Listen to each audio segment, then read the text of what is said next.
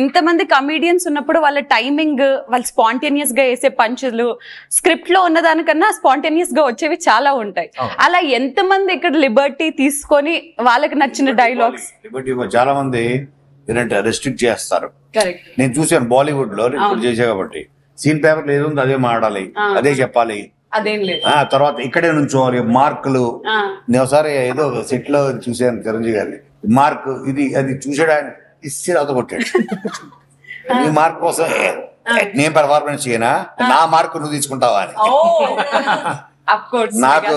నాకు మార్కులు వేసేది ఆడియన్స్, నువ్వు కాదు అన్నాడు.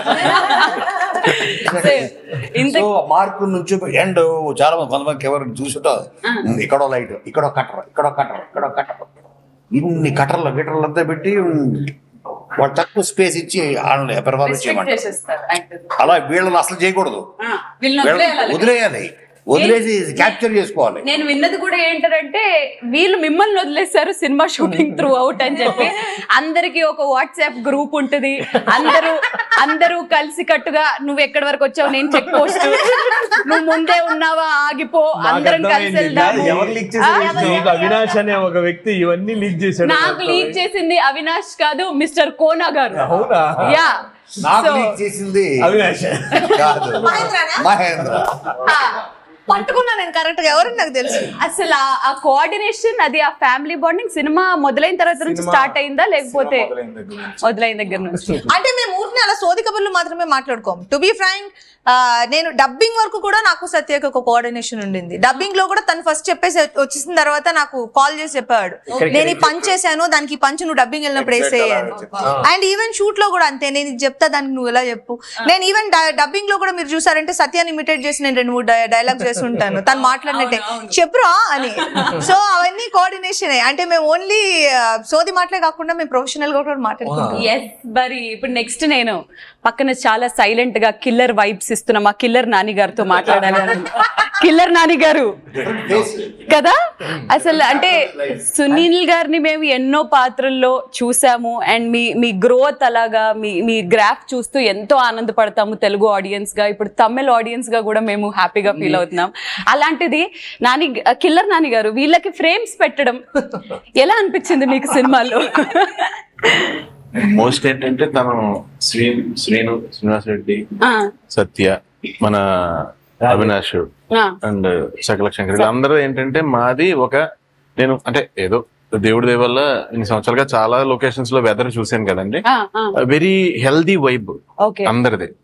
ఇప్పుడు అసలు ఆవిడ ఏ రోజుని ఆవిడ హీరోయిన్ గా ఏ రోజు నేను ఫీల్ అవటం అసలు చూడలేదు, సింగిల్ రియాక్షన్ కూడా చూడలేదు.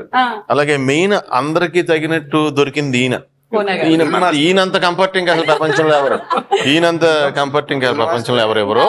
సో ఈ వెదరే మెయిన్ అందరికి హెల్ప్ అయిందండి. అదే సింపుల్ అండి, లోపల నుంచి ఏదైనా డైలాగ్ వచ్చిందంటే అర్థం ఏంటంటే ఆ వెదర్ బాగుంటే వస్తుంది. వెదర్ బాగాలేదనుకోండి, ఇలా బిసిపోయి ఉన్నాం అనుకోండి, ఏమి రాదు అక్కడ. నేను అనుకునేవాడిని ఊర్లో ఉన్న సినిమాలు చూసేటప్పుడు మనం వెళ్ళిపోయి సేహత్తుంటే వాళ్ళు తీసుకుంటుంటారు అనుకునేవాడిని. ఇక్కడ వచ్చాక బాబు ఇక్కడ నుంచో అనగానే ఏంటి అనుకున్నా ఫస్ట్, ఇలా నుంచో బాబు ఏంటి లైట్ తీసుకోవడం తెలీదా, లైట్ తీసుకోవడం ఏంటి, ఒక్కోసారి కౌంటర్ లో బాబు లైట్ తీసుకుంటారే కార్లో పెట్టనివ్వండి మరి, ఒక్కోసారి కావాలండి. అలాగే మన ప్రమేయం ఉండదు. ఇది ఏమనుకున్నానంటే చాలా కంఫర్ట్ గా ఉంటుంది, చచ్చిపోతున్నాం ఇక్కడ ఊర్లో, ఈ చెమట సింగ్ చేస్తుంది, ఏం డబ్బులు ఏం రావట్లేదు, సినిమాల్లోకి వెళ్ళి మనకి ఇది ఉంది కదా, ఈ టాలెంట్ తో మనం బాగా ఎదగాలి, అసలు ముందు బీభత్సం అందరితో అనుకున్నా. మెల్లిగా ఇక్కడికి వచ్చాక అలవాటు అయిపోతుంది కదా, అందరికీ ఆల్మోస్ట్ అందరితో అదే ఉంటది రిధమ్. ఫస్ట్ లో చేసినప్పుడు ఇది కొన్ని వాళ్ళు చెప్పినప్పుడు భయపడ్డాను. నాకు అవతల ఆర్టిస్ట్ ఎవరైనా డైలాగ్ చెప్తుంటే నేను ఇలా ఉండేవాడిని అంతే. అంటే నా డైలాగ్ ఎప్పుడు వస్తుంది, లోపల నా డైలాగ్ అనుకుంటా, లోపల ఈ గ్యాప్ లో మర్చిపోతున్నానేమో అని నా డైలాగ్ అనుకుంటూ ఉండేవాడు. ఇలా ఇలా ఇలా ఇలా ఇలా ఇలా నా డైలాగ్ చెప్పేసేవాడిని.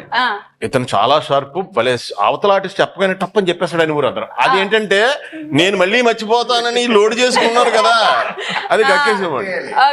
అప్పుడు అనుకున్నాను ఇది ఒకళ్ళది ఎవళ్ళదన్నా యాక్టింగ్ లో కానీ అందులో కానీ టైం ఒక సీన్ బాగా వచ్చిందంటేనండి ఆ వాతావరణమే రీజన్ అండి నాకు అనిపించింది అట్మాస్ఫియర్ మేబీ వెరీ